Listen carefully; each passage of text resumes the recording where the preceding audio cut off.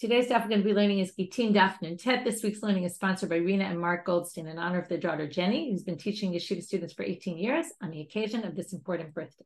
Mazal tov. Okay, today I'll just remind everybody, starting from Monday this coming week, there will be no Zoom until the end of August, till August 27th. We'll start up again with Zoom, but the regular classes will be up as usual. They'll be up much earlier, 5:30 in the morning Israel time. They'll go up. So that's nighttime for you. You can learn the daf earlier if you want. Okay, so that will be, the normal will be till then. As we said, the Siyum will be in New York and also on Zoom. Details of that will go up a few weeks before the Siyum. Okay, let's get started. We're starting from the bottom of Nun Chet Amud. We have a chock full daf of all sorts of interesting things, kind of different sections, which somehow all somewhat, or many of them do combine to a certain extent. We're going to start with the statement of Rav. We ended with the Sikarikon. We're really done with the Sikarikon. But for right now, what we're going to do is we're going to talk about the fact, if you remember in the Mishna, at the end, Rebbe and his Beit Din made the final version. If you remember, there were a bunch of different versions of, it went through a bunch of changes, and they instituted the last change, which is after 12 months, anyone really can buy the land, and you just have to give the quarter back, which already they decided the quarter beforehand. So now Amar Rav. Rav says, Ana Havya b'minyana debei Rav. Okay, I was thinking right from Hamilton. I was in the room where it happened. Right, I was there when Rebbe did this change, and I was there when we voted on it.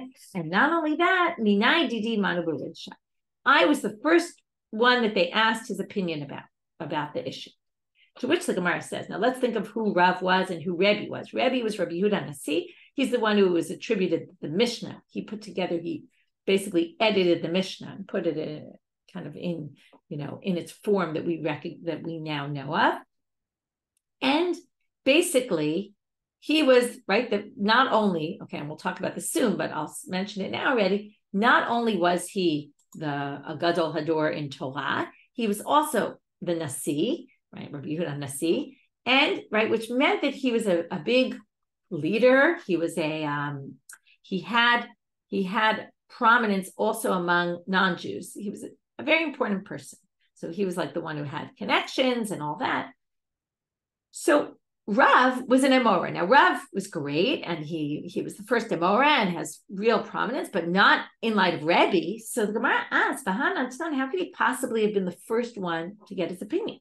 We have a Mishnah that says, Dinei Mamono, when it comes to monetary financial issues, which is this, okay, this is all money, Sikarikon, laws of whose land it is, V'tarot v'tumot, and when you're dealing with Tuma and Tara, Matchilim min hagadol, we start from the most prominent.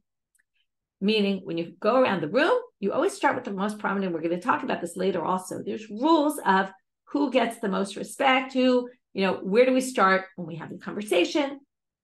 So you always ask first the most prominent person in the room for their opinion. Only when it comes to ruling on a death penalty case, we're going to say, let's start from the smallest person in the room, the least important person. Why? Because we're worried if we start with the most important person, they might sway everybody. If Rebbe gets up and says, this is what we should do, it's very hard to say no. So when it's Dinei Mamano, Dinei Tuman Tara, it doesn't matter so much. When it's Dinei Nefashot and we're dealing with maybe giving someone the death penalty, we want to really make sure that everybody gets a fair chance to say their opinion. And therefore, we're going to start with the smallest person and go up the ladder.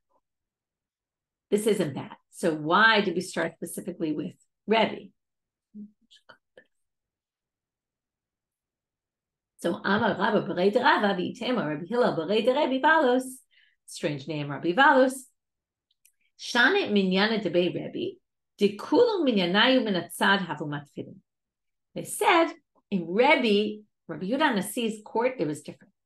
Every single diyun, everything they talked about, they always started from the smallest. Some people say that the reason is because he was such a prominent person that if he would speak, nobody would dare to disagree with him. So, if it's a regular prominent person, okay, so generally we can start with the most important person because we're worried that it might prevent other people, he might sway their opinion, but still, people might say their opinion. But Rabbi Yehuda, see, that was it. He would say it, it was the final word, there was nowhere to go from there. So every single issue, they would always start from the least prominent person, and that's why Rav started. Now that we're already on this, another statement that we're now going to have Rabba Bered Rava said it, or Item, as some people say, was we just said the same thing.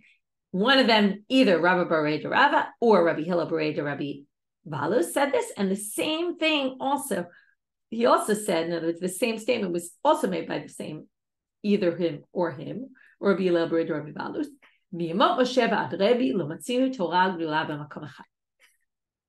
From the time of Moshe Rabbeinu until the time of Rabbi Yehuda Nasi, we never saw anyone else who had this both greatness of Torah and great prominence among the people, a great leader.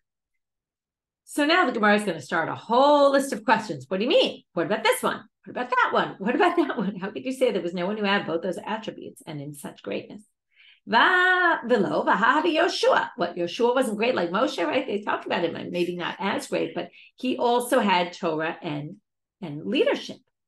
So they say, Hava Elazar. What we're talking about is there was no one who was the sole person who had this. It's true Yoshua had it, but also there was Elazar. So then they say, okay, but Hava Elazar. So if you're going to say Elazar had that same attribute, and then they both did, and then basically we're not going to put him on the list because we're looking for a singular where he was the only one. Well, Elazar outlived Yehoshua. So when Elazar was there by himself after Yoshua's death, he was the only one. What do you mean he was the only one? Have a Pinchas. What happened to Pinchas? So have a Pinchas. So I say, okay, well, Pinchas outlived Elazar. So there was Pinchas when after Elazar died. Havu Zakanim. Now, once Pinchas was there were also the elders, and the elders had that greatness also. Okay, skip a whole bunch of generations. Have a Shaul HaMelech, Shechvo V'Mala Mikol Adam. He was a great leader. Of course, he had a big downfall, but he was a prominent leader. Have a Shmuel. Okay, by the way, we don't know that Shaul knew Torah, but they're assuming, right, and all these midrashim about all these people who knew a lot of Torah and they would study Torah. He must have been a Torah scholar also. Well, there was Shmuel in his lifetime. Well, Hanach Nafshe, but Shmuel died at a certain point and Shaul was by himself. So now we're going to start a whole different angle, which is Kulu Shnei Ka'amrina. We're looking for someone who from the moment he became a leader till the moment he stopped being the leader, he was the only one.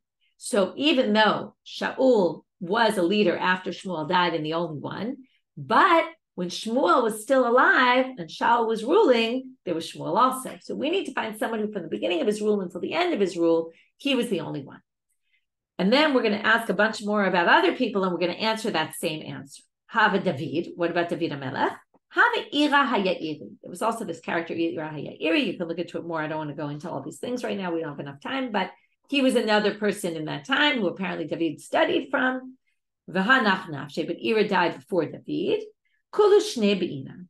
Okay, right. By the way, David studied from him. That's obviously in Midrash. Okay, there's other stories that tell about him, who he was in the Torah, but in the Tanakh. But the fact that you study Torah with him is, obviously in Midrash. Doesn't talk anywhere in the Torah about David learning Torah really in that kind of sense, and not from Ira HaYa'iri, but the Midrash does.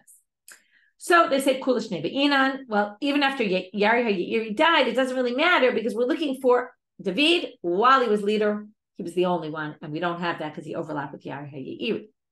Ira HaYa'iri. Vaha hava Shlomo. What about Shlomo HaMelech? Hava Shimi ben Gera. Shimi ben Gera, who was also a Torah scholar and a leader. Vaha Katle, but wasn't that one of the first things that Shlomo did in his reign is he killed Shimi ben Gera, if you remember the whole story there? Kulu Shnei Kamrina. And again, still there was a small time where Shlomo was the king before he killed Shimi ben Gera, and there was Shimi ben Gera there. Hava Chizkiah. Right now we're jumping a bunch of generations to Chizkiah, who was in the time of Sancherib, toward the end of the kingdoms of Judea, of the Judean kingdom. Hava Shevna. There was Shevna Sofer also in his time. Now, Chizkiah is one of these people that say he was almost the Mashiach.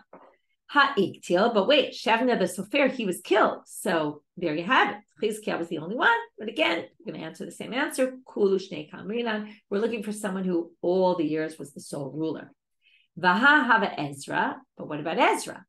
Hava Nehemiah ben Chacheliah. It was Nehemiah, but at the same time as Ezra. Amar of Acha Berei de Rava, Afani Omel. Okay, so now we're done with Rebbe. We've proved that Rebbe was the only one from Moshe till Rebbe who had this greatness.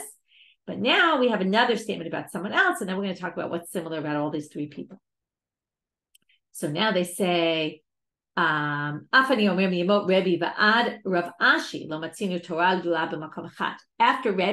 the next one who was so great was at the end of the, right, Rebbe was the end of the time of the Tanaim, and Rav Ashi was the end of the time of the Amoraim. And what else is attributed to them, right? Rebbe put together the Mishnah, and Rav Ashi is attributed to him that he put together and edited the Gemara. So we'll talk about that in one more minute, but basically we go Moshe, Rebbe, and Rabbi Yehuda Nasi, and Rav Ashi. To which the Gemara has one question, which I find a little bit interesting, that of all the people they chose this person, Vilo, Vahahava Huna Barnatan, but wasn't there Huna Barnatan, who also had this greatness of all the Amoraim, why they chose him? So first of all, he was known, also he was the exilarch, so that helps because the exilarch, but you could have chosen some other, I don't know. But anyway, they chose Huna Barnatan as their question. Shani Huna Barnatan, he was, by the way, in the time of Rashi, he was 5th, 6th generation, like between the 5th and 6th generation of Tanaim. Rav Ashi was 6th generation, and he was subjected, he would refer to Rav Ashi, and therefore he can't be on the list because, right, Rav Ashi was clearly greater. So anyway, we have this interesting, right, threesome. What's unique about the threesome? So if you think about it, it's quite obvious. There's Moshe, who the Torah was given to, right? And he even, is the main speaker in the Torah. We have Rebbe, who put together the Mishnah, and Rav Ashi, who put together the Gemara. And the three, I would say, major books of Judaism were put together by these people. So it's interesting that they're linked in this sugya because that seems to be their greatness. This, by the way, is a bit of a lead-in, even though it's not directly connected, but I think it's clearly indirectly connected to a very famous sugya that we're going to get to tomorrow, Shabbos' daf, all about, are you allowed to write Torah Shabbal Peh down? And the whole thing about transmitting the oral Torah in writing, which is what they did basically by writing down the oral Torah, but really you're not supposed to, and you're going to get to these sources that are basically taught in, Torah Shabbal Peh 101, basic Torah Shabbal Peh. There's no one who doesn't teach these sources that we're going to get to about, are you allowed to write down Torah Shabbal Peh? Are you allowed to orally transmit Torah that was written? And this whole thing about the oral and the written Torah, which is really already referenced here by the three great people of our generations who basically are the three people who put together our three major works. Okay, moving on. So that was our first section, and we got to there because of Rebbe, and who made this takana for the Sikari Khan, and then Rav, who said I was there in the room where it happened, and I was the one they asked to speak first, even though I was the least important. It's interesting. You wonder if he's saying I was the one who they asked as wow, or he's trying to say I was the least of all the people there, because he was basically saying, well, they started with me, because every time with Rebbe, they start with the lowest, and it was kind of a modest statement. And then we basically have this whole discussion about the greatness of Moshe, Rebbe, and Rav Ashi. Okay, new Mishnah. Cheresh, Romez, Vinirmaz. We're continuing with all these takanot that the rabbis instituted. So we basically have this issue, which is we're going to talk about people who are deaf, and we mean deaf mutes here. And I believe that's what we're talking about here. And right, again, every time we talk about this complicated topic, because nowadays, especially, right, even if you're a deaf mute, you can obviously communicate in many ways. And in those days, their perception was that you didn't have da'at, right? And you need da'at in order to do transactions. So you have to understand what you're doing. If you don't understand what you're doing, then your action is meaningless. So again, how we relate to this today is somewhat different from how it used to be. And there's lots of things nowadays that people are grappling with. How do we deal with these sources? And, what can be changed about this? Can it be changed? How should it be? And all that. That's not our issue, but know that there are people that have written about this. So in this sugya, we're going to basically see that even though by Torah law, a katan, cheresh, their actions are meaningless in general. In other words, for halachic ramifications. But the rabbis instituted that there are ways that they could do things. So, cheresh, romez, v'nirmaz can use gestures, okay, to basically show his intent to purchase something. And ben betera omer kofetz v'nikpatz. And there's a whole debate about what this means. Usually, kofetz means to jump, but Rashi says what it means is to move his lips. If he just moves his lips a little, it shows an indication. By the way, I didn't explain this. Romez v'nirmaz. Romez means he can indicate like the interest in, let's say, buying something or selling something. And nirmaz means he could respond to someone who initiates with him by using gestures. Kofetz v'nikpatz is that same double-sided. You can initiate or respond in this way. Rashi shows that this is even he could do this, not only gestures, he can also just move his lips a little, and that's already an indication that he obviously is interested in making the purchase or selling or whatever it might be. B'mitaltalin. Okay, the Tanakama doesn't say mitaltalin, which are movables, but everyone seems to agree that even though Ben B'Ter is the only one who mentions the metaltalin, even the rabbis would say metaltalin also. You can do this when it comes to movables. Sounds like you can't really do it when it comes to land, okay, or maybe other things, which we're going to talk about soon. So basically, this is a takana that they instituted. If you didn't allow them to purchase things, who was going to take care of these people, right? They were going to be left on the street. They would have no way to do any business dealings, and it would be hard life for them. Some people claim, and this relates also to the next case, which is about a minor, that if the cheresh, the deaf person, or the child has an apitopus, someone who takes care of their stuff, then perhaps this wouldn't be the case. You wouldn't allow this because they don't need it, and then maybe it wouldn't actually be valid. But that's an interesting question to ask about whether it's dependent on that or not. Haputot, young children or some age children, we're going to have to figure out what age. We also allow them to make purchases, sales, and all that with movable items. Okay, again, because we're going to see in the Gemara, they're going to say Mishum Chaya Nefesh, right? How they're going to survive if not. So now the Gemara starts off. We're going to have two versions of this. This is version number one. The machloket is in movables. Okay, and that's when Ben B'Ter says, let's go with even kofetz v'nikpatz. Some people say, I didn't say this, but some people say the opposite. The kofetz v'nikpatz is actually, you need more than just a gesture. It has to be a much more clear gesture, and the gestures don't work at all. So that's a different approach. But let's just stick with ours, with what Rashi says. The machloket between them is in movable items. When it comes to get, everybody agrees that you can do remizan. Now that we learned already, that when you're getting divorced, or even married, right, a deaf person can get married by indicating they're interested in getting married, and also do the same to get out of marriage with gerushin. Okay, so they can use gestures to basically make their what they want to do clear. So with get, everybody agrees. There's no machloket about it. And then let's go with ours, right? You would have to do remizan. It's not enough to do likfots, okay, to just move their lips, but you would have to do that. And by the way, in that case, their marriage is only valid. We've talked about this on a rabbinic level. It's a rabbinic marriage that you get out of in a rabbinic way. It's only rabbinic, right? It's not by Torah law. You're not actually married by Torah law, but you can therefore get in that way and get out that way. It's always a problem if someone gets into marriage, they weren't yet deaf, and then they become deaf, and then they have a problem getting out of it because they can't be muramez to get out of something that they got into in a regular way on a Torah level. Anyway, that's a whole other thing that comes up in another sugyot. Pshita b'mitaltalin. So now the Gemara says, why is Rav Nachman telling us the machloket is metaltalin? It says the machloket is a metaltalin. Why are you telling us something that is explicitly stated in the Mishna? Ma'u detema af b'metaltalin. You might have thought even metaltalin. Okay, maybe it's saying not only get, let's say, but also metaltalin. Kamash v'lan. That's why he needed to tell us. Ika de Amre, second version of this is going to be the flip, which is Amr Rav Nachman k'machloket b'metaltalin kach machloket b'gittin. Just like they argue in movables, they also argue about get. It's the same thing. Can you do kofetz v'nikpatz also by get? But it says it's b'metaltalin. Doesn't that mean only metaltalin? You could say it means even metaltalin. So what we suggested and rejected in the first version is what we accept in the second version. Haputot, young children or some age children, okay, anything they purchase or sell is valid. So what age are we talking about? He pointed at his son, like a 6-year-old or a 7-year-old. Rav Kahana amal, 7 or 8. B'matnita Tana, the Bright Head says, so this is very confusing. You have 6 or 7, one guy. You have another guy who said 7 or 8. You have a Bright Head that says 9 or 10. Really, there's no machloket.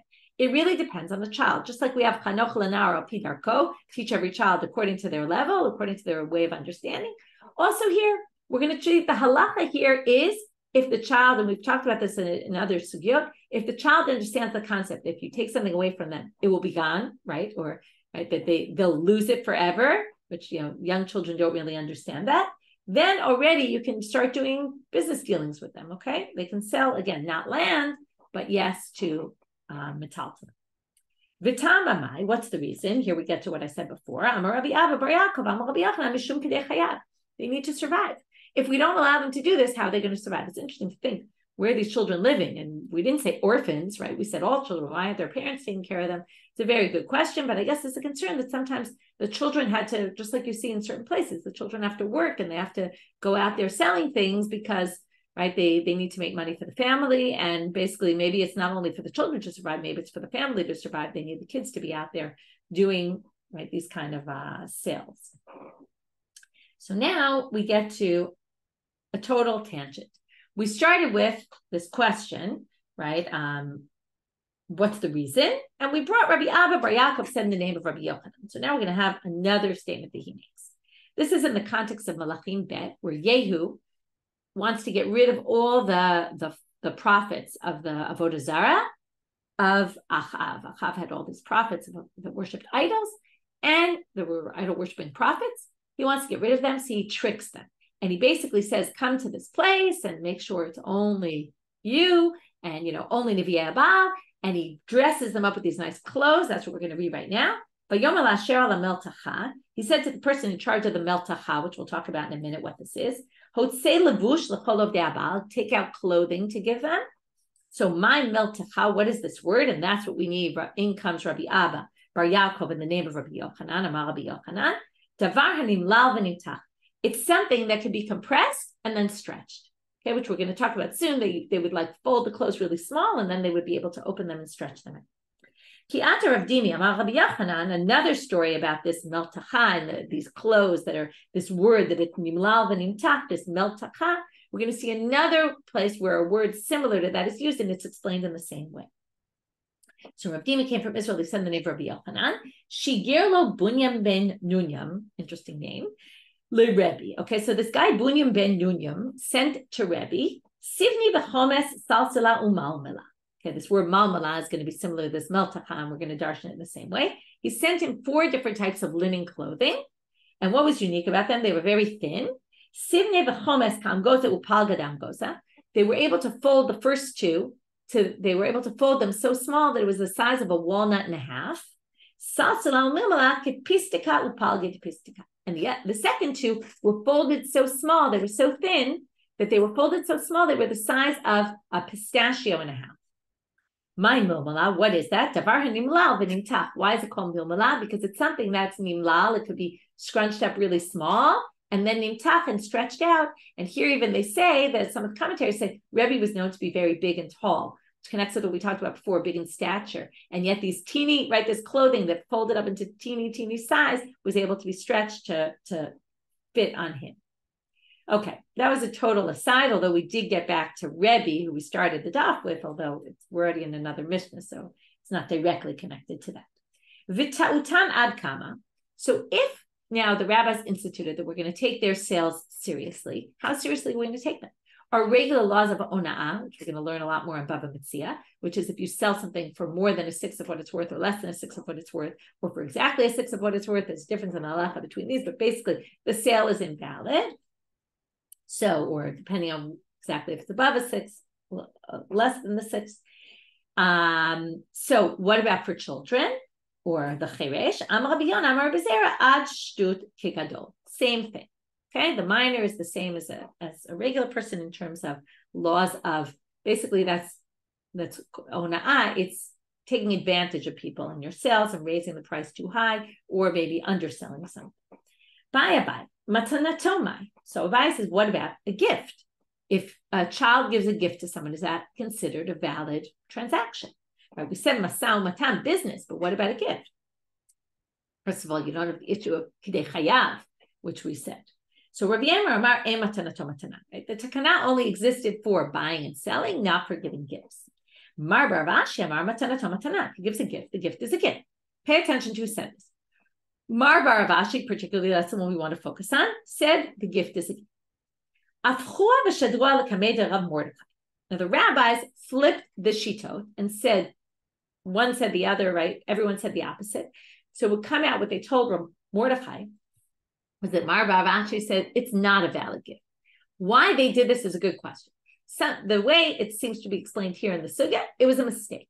Okay, they accidentally switched the approaches, and that led to the following story, which we're going to see in a minute.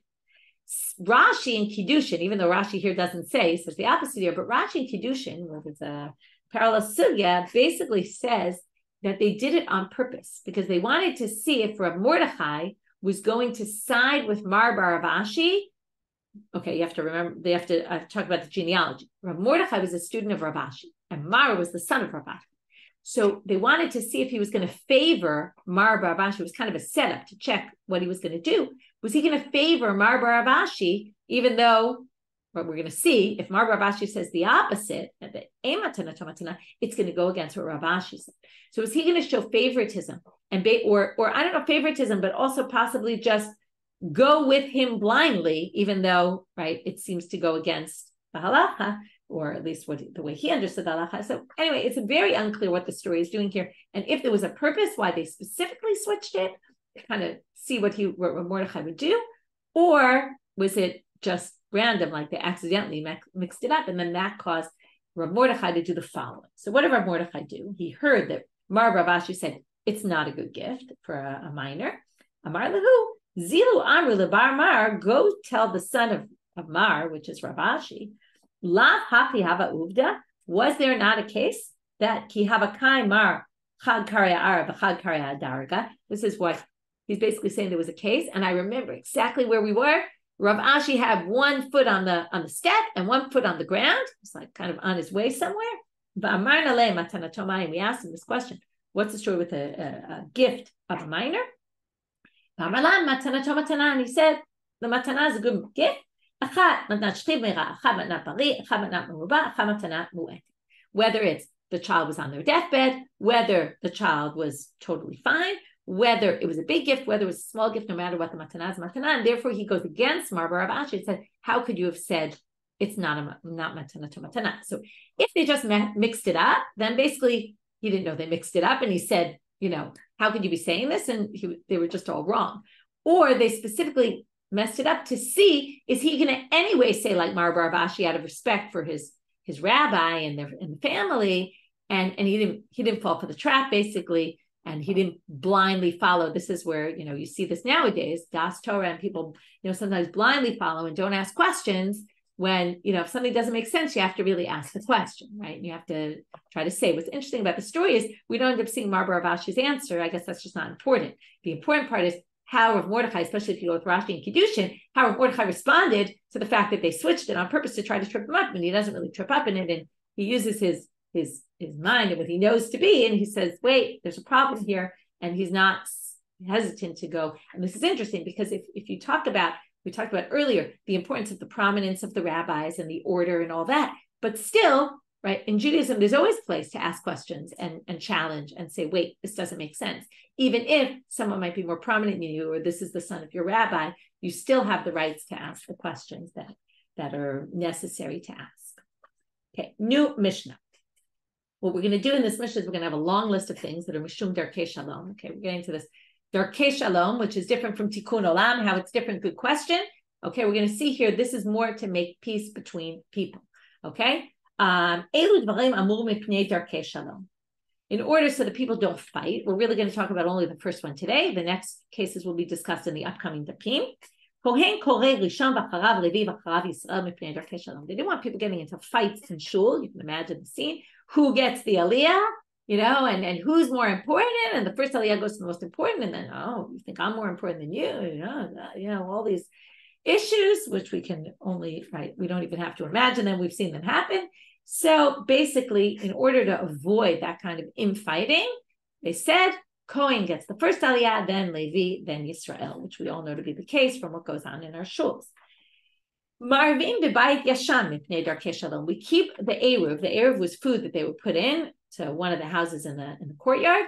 We keep the food in the same place.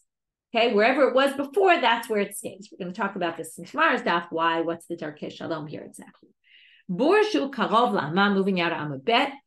If you have a pit where they would collect water for irrigation, and there was a channel, the channel would bring the water to irrigate the fields. So the one that was closest to the channel, mitmale rishon, gets filled up first. Again, what exactly are all the details? This will be in tomorrow's daf. Mitsudot chaya ofot v'dagim yesh b'hem mishum gezel mipnei darkei shalom. If I put out traps for animals or birds, and what happens is I put out my trap. Now I'm not there. It's not on my property, let's say. It's just somewhere but it's my trap. And then the animal gets caught in the trap. Until I've actually picked it up, I haven't acquired it yet. But so if you steal it, you're not really stealing because it wasn't really mine. On the other hand, I put out the trap. So in order not to create infighting, you take my animal and I'll come back and say, what did you just do? You took my animal. We basically say it's gezel, what you did. But even though it's really not. Okay, this reminded me, it happened yesterday. I was about to pull into a parking spot. It's always with parking spots here, especially in Israel. So I go to pull into a parking spot and you had to really go around from the other side of the street. So I make a U-turn. And as I'm pulling around, I made a U-turn in a spot that was more normal, right? Not than right there. Someone else immediately does a quick from the other side of the street, starts pulling into the spot. And I beep her and I said, don't you see I'm about to go into the spot? She was very nice. She moved and she gave me the spot. Now, that would be a good example of, right? I turned around in order to get into that spot. It wasn't mine necessarily, but I had just planned to pull into it. It's not exactly the same as a trap, but I thought of it was a similar case where this idea of it's not really mine, and she literally could have just gone into the spot, and that does happen sometimes. But she was nice enough to understand that I had just turned around and I was doing things actually more legally than she was doing them. And therefore, it wasn't really nice to take the spot. Rabbi Yossi Omer Gezel Gamur. Rabbi Yossi says, no, if you put out the trap, it's yours. You don't have to do a kinyan and pick it up. It's yours already. And therefore, this is real theft. This isn't darkhei shalom theft. This is real theft. Mitziat cheresh shoteh v'katan yesh bahem mishum gezel. If a minor, a shoteh or a cheresh, someone who's deaf, right, a deaf mute, or someone who does not have sound mind, again, they find something on the street and they take it. They can't acquire things. We're talking obviously about the cheresh and katan that don't acquire things. They can't acquire things. So therefore, if you steal it from them, it's not really gezel. But mishum darkhei shalom, it's not really the right thing to do, to go steal something from a person who doesn't understand so well. It's really rude and will cause fighting. Maybe their father will come and say, what did you do? You took my kids this, and we'll have a whole fight.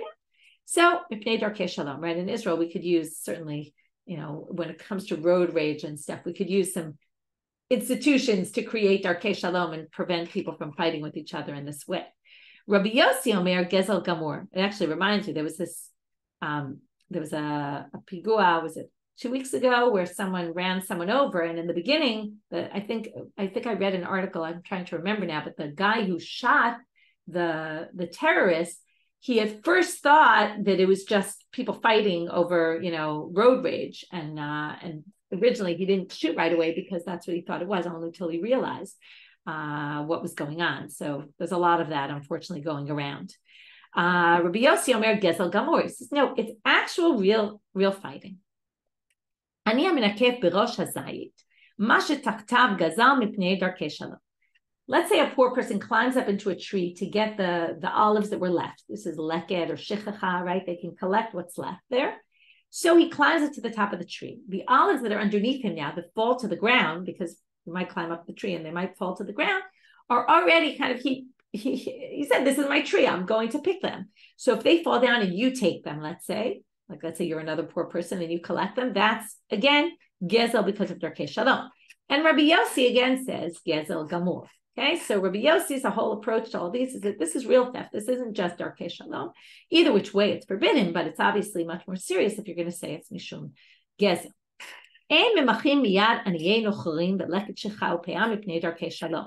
You don't stop poor Gentiles from collecting leket shecha and peah. They start collecting our poor things that were left for the poor Jews. We let them collect again because of darkhei shalom. Otherwise, we'll get into a big fight, right? We want to create better relationships between us and the Gentiles living around us. So therefore, if poor Gentiles come and collect when really it's supposed to be for us, we leave it because of darkhei shalom. Now we start off with a very strange thing. Darkhei shalom, the way we understand darkhei shalom right now, means the rabbis, just like tikkun olam, it's something the Torah maybe didn't say this, but the rabbis said we have to do this. So now basically we're going to say that darkhei shalom is rabbinic, right? And Other things are Torah law. This is not Torah law. But the Gemara asks the question, where do we get this from in the Torah? Okay, we're now going back to the first one. The kohen gets the first aliyah. From where do we know this? So we're not going to get to my question yet. We'll get to it soon, but we have some answers. I'm Rav Matna. We're going to have 4 different answers, which is interesting in and of itself, what each one is kind of adding to the other. Rav Matna says, the Amar Kra, v'yichtov Moshe et haTorah azot, v'yitznah l'kohanim b'nei Levi. So it says at the end of Sefer Devarim that Moshe writes the Torah and he gives it to the kohanim b'nei Levi. And then it talks about they're going to read it in Hakel. Okay, so it's connected with Torah reading, which is the best proof pasuk really. Atu ana lo yadat. Now, how do they learn it from here? Atu ana lo yadana de kohanim b'nei Levi ninu. Why did they say the kohanim, the sons of Levi? Well, we don't know kohanim come from Levi. Of course we know that. Ela kohen bereisha v'hadar Levi. It's to tell you kohanim come first, then comes Levi, even though that's simply not the simple reading. But it's a drosha. Kohanim b'nei Levi comes to teach you kohanim first, then Levi. That's pretty good proof pasuk, even though obviously it's a drosha in it, but it's pretty good proof pasuk. But yet, Rabbi Yitzchak, he gives a different one. V'nikshua kohanim b'nei Levi. That's an egla rufa ceremony. The kohanim, the sons of Levi, come. The atu anan, right? We learned this all at the end of Sota. Atu anan lo yadina the kohanim b'nei Levi. You know what? Do we not know the kohanim are the sons of Levi? Same thing. Ela kohen bereisha v'hadar Levi. Now, why does he bring the egla rufa ceremony? If we already have something that has to do with the writing of a Torah, which is much more connected with reading of the Torah and aliyot, so why would you bring this one? So I thought maybe this one is a little more ceremonial. That was Moshe he wrote the Torah and gave it to them, right? But here you actually have a ceremony where we go to these people, and maybe that's more similar, at least you can learn from there, to the ceremony of reading Torah in public. But I don't know. It's just a thought. Next, and even then it starts talking about Hakel, where you do read the Torah, but it's not exactly in the Hakel pasuk. So this at least is in a pasuk where people go to the kohen, some sort of ceremony, and they go first. Third pasuk, Rav Ashi Amar Mehacha, B'nei Amram, Aharon and Moshe. This is in Chronicles, where they're telling the chronology. Vayibadel Aharon lakdisho kodesh kodeshim. Now you have Aaron and Moshe. Moshe was a Levi, Aaron was a Kohen. And what does it say? He was separated to be sanctified, the Holy of Holies. So what do you see? He was separated to be sanctified. That must mean he goes first. So first of all, there was only Aaron, who was the Kohen Gadol. This next pasuk is talking about all the Kohanim, and there it's in the Kohanim Pasukim, Sefer Vayikra, where it says who they can't marry, and then it says, and he must, and also here there's more of a commandment to sanctify. Vikidashto.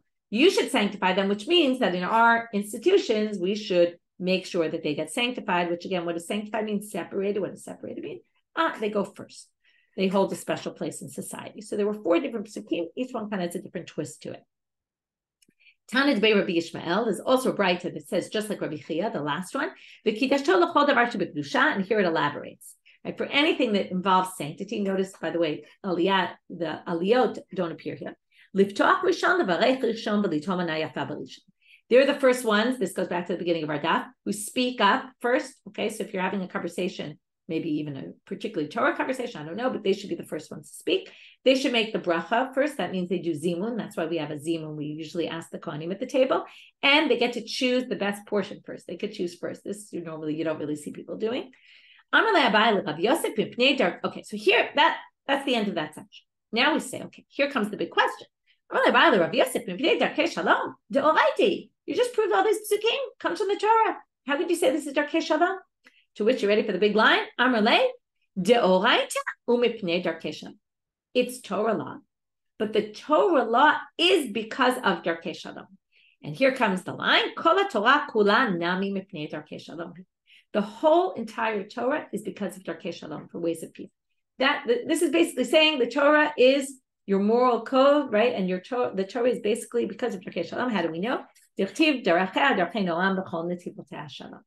Okay, so now I want to just read a section. I know we don't have a lot of time, but I cannot read this section in Halachic Man. He doesn't make direct reference, Reb Soloveitchik in the Halachic Man doesn't make direct reference to our sugya, but it's clearly talking about the same idea. And he talks about, I saw Gita, you wrote about saving a life. So he talks here about saving a life, pikuach nefesh, on Shabbat. Overrides, I'm on page 34 in this version. The saving of a life overrides the commandments of the entire Torah. And he should live by them and not die by them. Desecrate one Sabbath on account that he may keep many Sabbaths. This law is the watchword of Judaism. An authority who allows himself to be consulted when a life is in danger is reprehensible, and he who consults him rather than speedily acting to save the life in danger is a murderer. That's quoted by the Torah. Maimonides, the master of conciseness, deviated from his regular manner and treated this issue with great elaborateness. When such things have to be done, they should not be left to heathens, minors, slaves, or women. They should rather, okay, let's put aside the women issue. They should rather be done by adult and scholarly Israelites. Furthermore, right, which makes sense in the Rambam's context why he said women, because they weren't scholarly in those days. They should rather, furthermore, it is forbidden to delay such violation of the Sabbath for the sake of it, etc., because it says, and you should live by them. That is to say, he shall not die by them. Hence you learn, here's the key line, that the ordinances of the Torah were meant to bring upon the world not vengeance, but mercy, loving kindness, and peace. It is of heretics who assert that this is nevertheless a violation of the Sabbath, and therefore prohibited.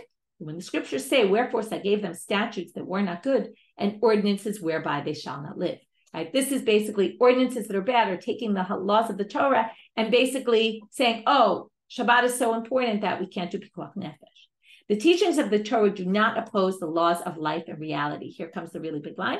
For were they to clash with this world, or were they to negate the value of concrete, physiological, biological existence, then they would contain not mercy, loving kindness, and peace, but vengeance and wrath. Okay, and basically then he says, you have to be lenient even if you're not sure if it's pikuach nefesh, and those are our Torah values. Okay, this really comes from this line as well. Okay, now we have Ela Amar Abaye. So that was Abaye questioning Rav Yosef and saying, how could you say, isn't this Doraita? To which Rav Yosef said, it is Doraita, and Torah is darkhei shalom. So now we have El Amar Abaye, L'chidemar de Tanya. So now he says, according to the person, now we're going to quote who says, we're going to start with the Braita and then what this person says. De Tanya Shnayim mamtinim ze lezeh b'ka'ara. Two people are eating, they wait for each other when they're eating. If they're sharing a dish, this is, you go out for dessert, right? And you get a few spoons, and then you share with someone who eats much quicker than you, right? It's a little bit of an unfair advantage. They're going to end up eating more of the dessert. So what this means is, according to some interpretations, that if you're eating and someone stops to drink, you're sharing a dish, while they drink, since they're not eating, you can't eat, because otherwise you'll end up eating more than your share. So that's one halacha. Then shlosha ein mamtinim, but if there's already three, then you don't have to wait. The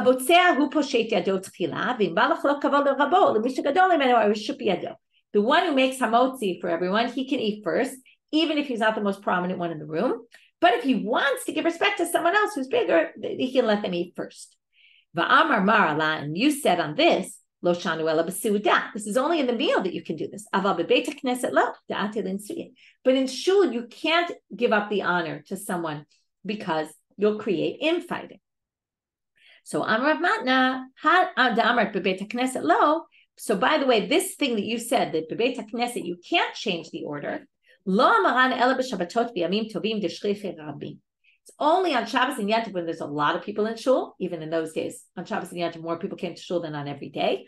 Aval b'sheni v'chamishi lo, but on Mondays and Thursdays, interestingly, I don't even mention the other days.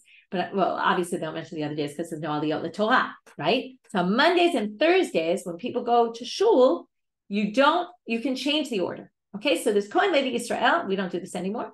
But theoretically, you could change on Mondays, Thursdays, because there's not as many people in shul. We're not so worried about fighting. Ini, is this really true? Rav Huna wasn't a kohen, and he got the first aliyah, even on Shabbos and Yom Tov. So how did we do that? Shani Rav Huna, da filu Rabbi Ami v'Rabbi Asi kahane hashivid Eretz Yisrael mechafahu chayfule. Rav Huna was different because even the kohanim who were also rabbis, Rabbi Ami and Rabbi Asi, who were very important people, they still looked up to Rav Huna and were subjugated to him, and therefore, right, they would do whatever he said, and therefore he could get the aliyah. So you see here that it wasn't as clear as it is in our day, where you don't change anything. Amar Bai, Naktina. We have a tradition that Ein Sham Kohen Nitbarda Chavila. There's no Kohen in shul.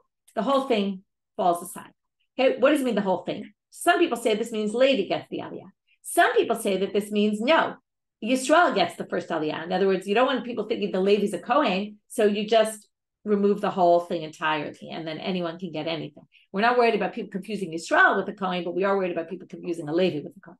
So because of this debate, there's actually different customs in different shuls. You can pay attention in your shul and see what they do.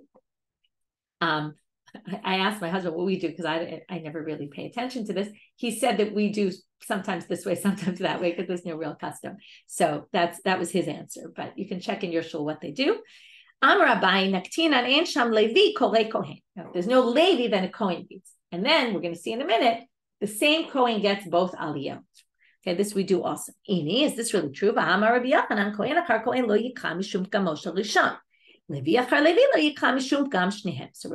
said, kohen can't read after another kohen because, again, this is why I already kind of gave away the answer, but you shouldn't have a kohen and then another kohen come up, because then people will say, oh, maybe the kohen isn't really the kohen, and maybe he's maybe the first one, it was a problem, so now they're bringing up a second one who's the real kohen.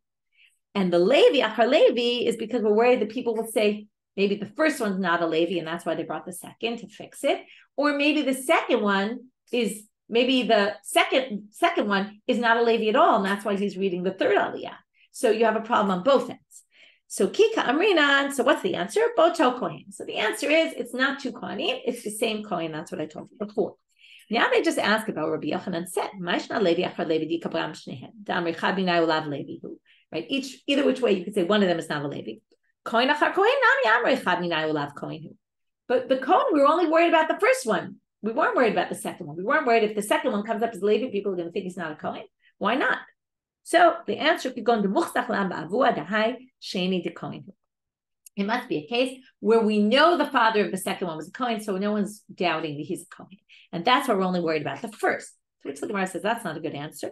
Because Hakanami, by the Levi also, you could say if the Kohen case is that the second one we know his father was a Kohen, the Levi you could say the same thing. And that wouldn't help us though. Why wouldn't it help us? Because you could mess up, your kids aren't going to be considered Levi if you marry a mamzer or a natina. Maybe he married a mamzer or a natina, and that's why he's getting the third aliyah. Hachinami, so that must be the problem with the Levi, in which case we have the same problem with the Kohen. Hachinami amri grusha uchalusa nasi va'achle lazare. Maybe he married a divorcee and he's a halal, and therefore he's not getting that's why he's getting the second aliyah, to which they answer no. Self Levi mikahave. You're not considered a Levi if you do that. You'd be getting the third aliyah if you were doing that. So that's why in the end, the Kohen, we're not worried. Okay, it's where we know your father's a Kohen. The only concern is maybe you're a halal. Well, then you'd be pushed to the third aliyah. You wouldn't get the second aliyah either. And that's why by the Kohen, we're only worried about the first person and not the second. To which the Gemara asked the last question, Uman, Liman. Who are we worried about getting confused about all this? Ili Yoshvin, if it's the people sitting there, Hakachazile. They see that the first one got an aliyah, and they see the second one got an aliyah, and they're going to understand what happened. There was no Levi, and I see, as you wrote in the chat, they say, Ein Kan Kohen, there's Levi and all that. Ela liyotzin. We're worried about the people, and here you see again, just like people came to shul less during the week than they did on Shabbat, people also went in and out of shul during laning. So because of the people who go in and out and won't see the whole picture, they're the ones who are going to come to wrong conclusions. And on account, what's interesting is on account of those people, we basically don't allow two Kohanim to go up because we're worried that they might start saying things about the first Kohen and claiming he wasn't really a Kohen. They'll see one guy went as a Kohen, and then, again, what exactly they're going to see and they're not going to see is not 100% clear to me. But we're basically creating this all because of people who go in and out of shul. Okay, so that's our daf. We don't have too much time to review, but basically we started with the whole issue of Rebbe and how great he was. We moved on to this, the deaf mute and the child who can do some sort of sale, right? They can do sale about certain things with gesturing and things like that. And then we talked about a whole list of things, darkhei shalom. The only one we really got into was the whole kohen, levi, yisrael, and the aliyot, who gets first, and what we do if there isn't anyone in shul, there isn't a kohen, there isn't a levi, what gets done, and what the sources are, and this great line about how the Torah is really meant to be, its ways are pleasant, and this whole thing really is steeped in the Torah, right? Because it's just giving the reason for why the Torah law was that way, which basically takes us out of the realm of rabbinic, which we kind of thought when we started learning it. With that, we will end for today, wishing everybody a Shabbat Shalom.